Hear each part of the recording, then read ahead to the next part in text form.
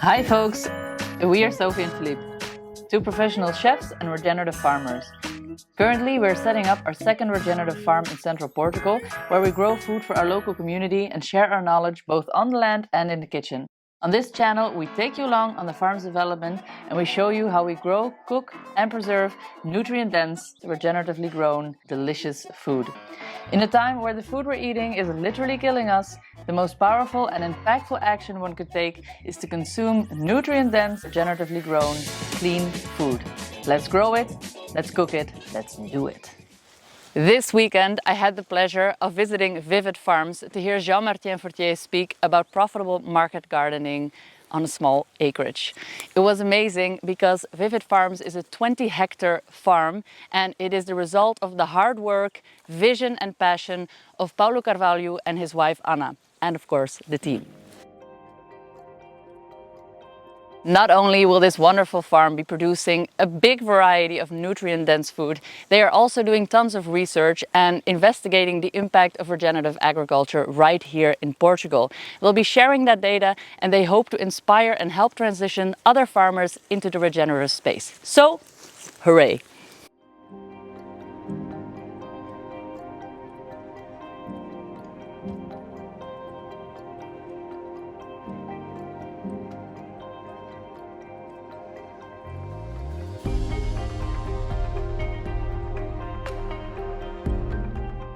Just as impressive as the hosts, though, were the other participants. I cannot stress how great it is to get in touch with other farmers. I don't know if it's a struggle from the day-to-day working with nature, or if it's that we're ultimately connected in all our desires to create a healthy and abundant future. Whatever it is, it's amazing. There was a real energy of connection in the air, and we learned so much from talking about each other's operations.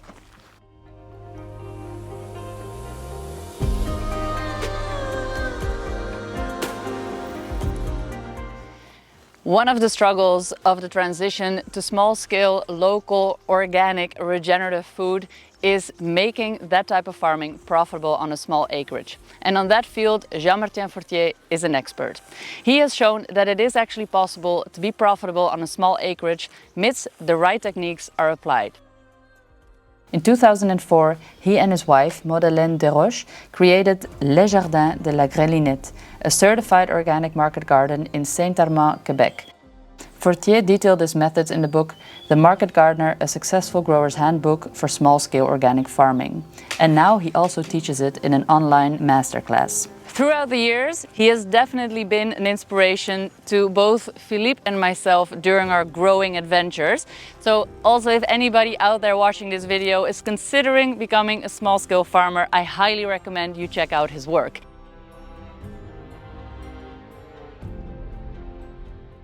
So of course, you can imagine my excitement when I asked to interview him that he agreed. So without further ado, here is the interview. It was maybe a little bit drawn towards my interests because we have something in common, and that is that we've both run an organic farm alongside a farm to table. So that was one of the things I wanted to know about. And I was also very curious to hear what he thought about the certification of regenerative ag. Here we go. Yeah? Okay. Thank you. I'm sorry. You ready? Yes, I am. Great. You're not too nervous now? I'm a little bit. Like okay. It's a bit like when I had to do the introduction and it was just like, oh, I thought I should have. Is it recording? I think it is.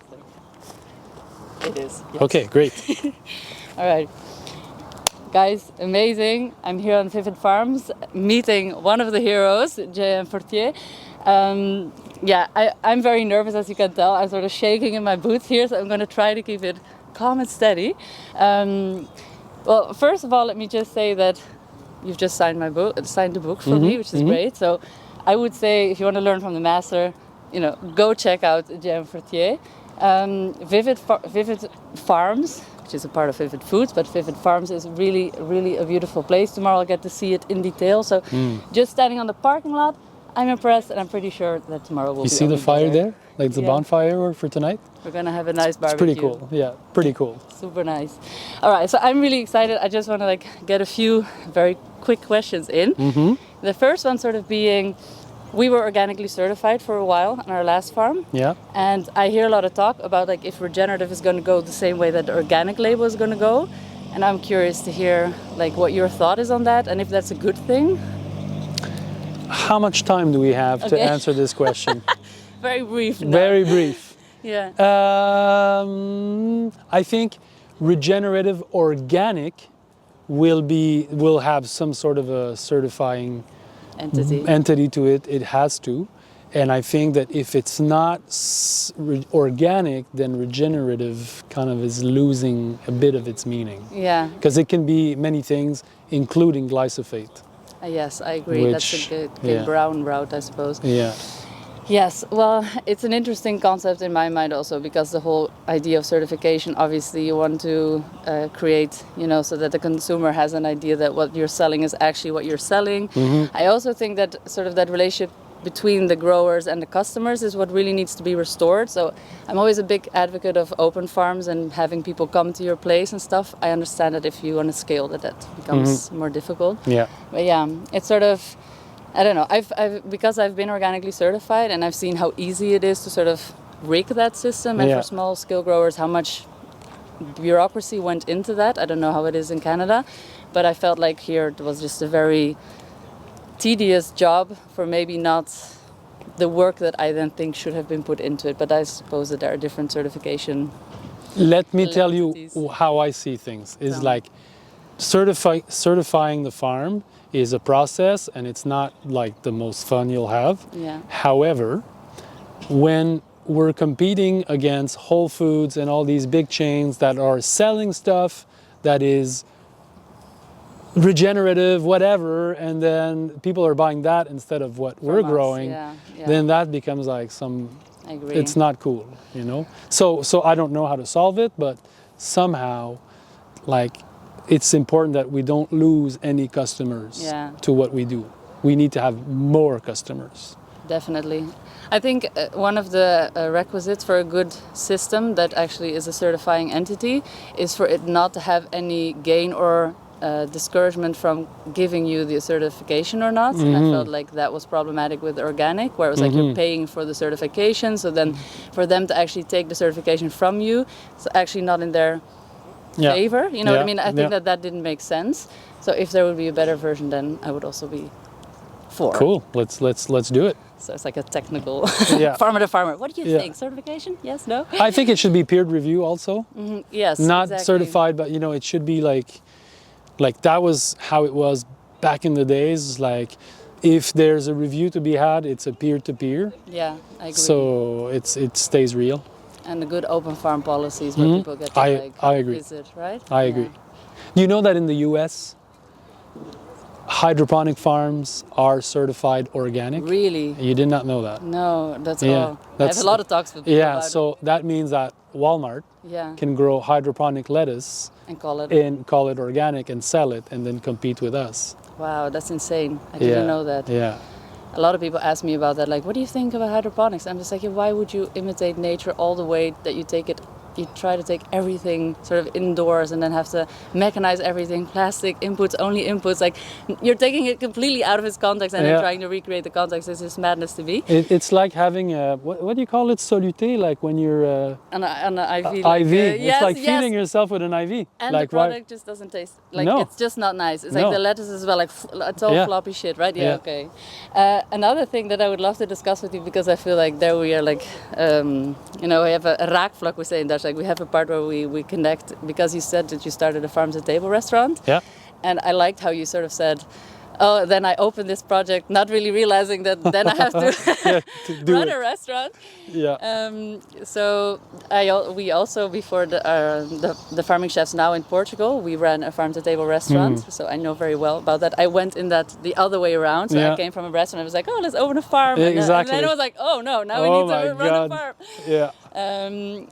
And I was wondering what you think about that business model. Do you think that is something that more small farms could benefit from? Because I personally found that making money from the farm was very easy when we had the restaurant, because it was like I could tailor the menus almost to the gardens, right? Yeah. Which is the point. Exactly, which is the point, and it was like really beneficial and wonderful. And but yes, two very labor-intensive jobs altogether. So do you think that small scales need to diversify into these other sort of businesses? No, I think I'm different in the way that I'm kind of so passionate that Just another project. Just another projects, and I don't really think too much about them. I do them, and then I get stuck with them. But I like them. But no, I like you talk to Modelaine, my wife. She keeps it to the market garden. She has a beautiful life. She has a beautiful farm. She has a beautiful lifestyle. She keeps it simple. She doesn't stack, and she keeps it cool, and that's just perfect. Yeah. So you don't need to be crazy. That sounds nice. I think that I'm also a stacker, and my partner is also a non-stacker. Okay, here we are. We have the right partners for our madness. Two crazy minds. But I can't help myself because for me, like, I see all the problems out there and I'm a doer. So when I'm challenged about something, I feel my response is to do it. Yeah, to create. And so that's what I do. Yeah, nice. What's your farm to table called? Old Mill.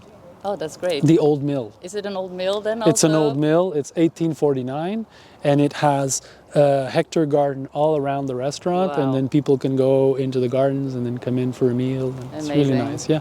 I think that's wonderful because it like really touches on what we do, and I think that the whole idea of sort of reaching the masses, if you will, is best done through the stomach. And I love that about the whole regenerative being more nutrient dense. Like, it's not only healthy for you, but like if you taste good food made in a way with a lot of love. A lot of people came to our place, and I think we're just like, inspired by the food, and then made aware of the farming. And I think that's there's a lot. And also like.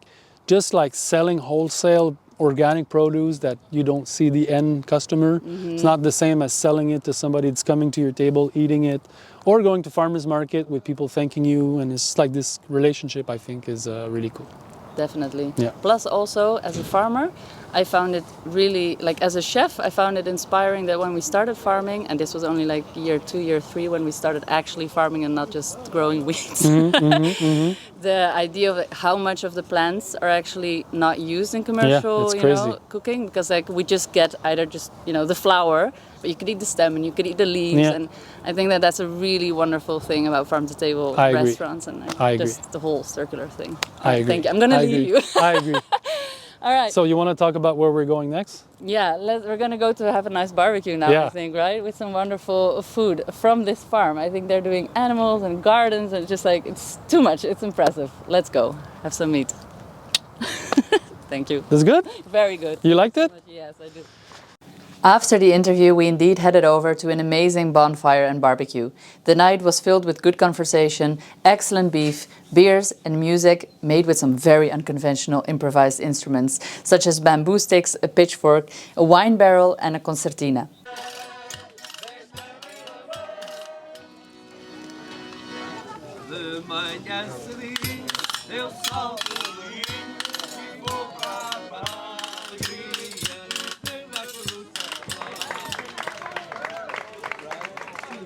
During the barbecue, we got to enjoy some amazing aged grass-fed beef, which melted in our mouths like butter. We talked about how eating grass-fed beef, brought up using regenerative grazing practices, will help change the world for the better, and how wonderfully tasty that will be. Regenerative products, and then getting them into the kitchen. And the storytelling, I thought, it's a skill. It's like, it's also tiring. The next day we got a tour of the farm and got to see all the amazing setups, of which my 2 favorites by far were the perennial propagation station and the professional cooled greenhouse.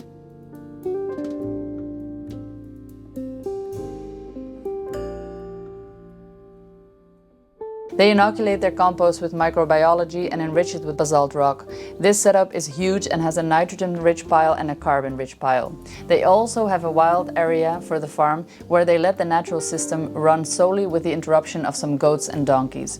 All in all, the whole farm is very impressive, and I can't wait to bring Philippe back here and visit Anna and Paulo again.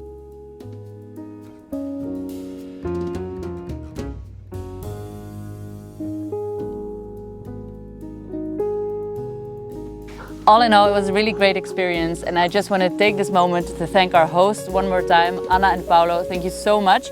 JM Fortier and Modelaine, beautiful double names. Also, thank you so much. And of course, to all my fellow farmers and regenerators out there, I miss you and I look forward to seeing you soon. If you are interested in becoming a professional grower, I would say check out his work, of course, from JM Fortier. And if you want to learn how to grow from us, check out our website. We've got a few very fun courses also coming up. All right, see you in the next one. The Farming Chefs, peace out.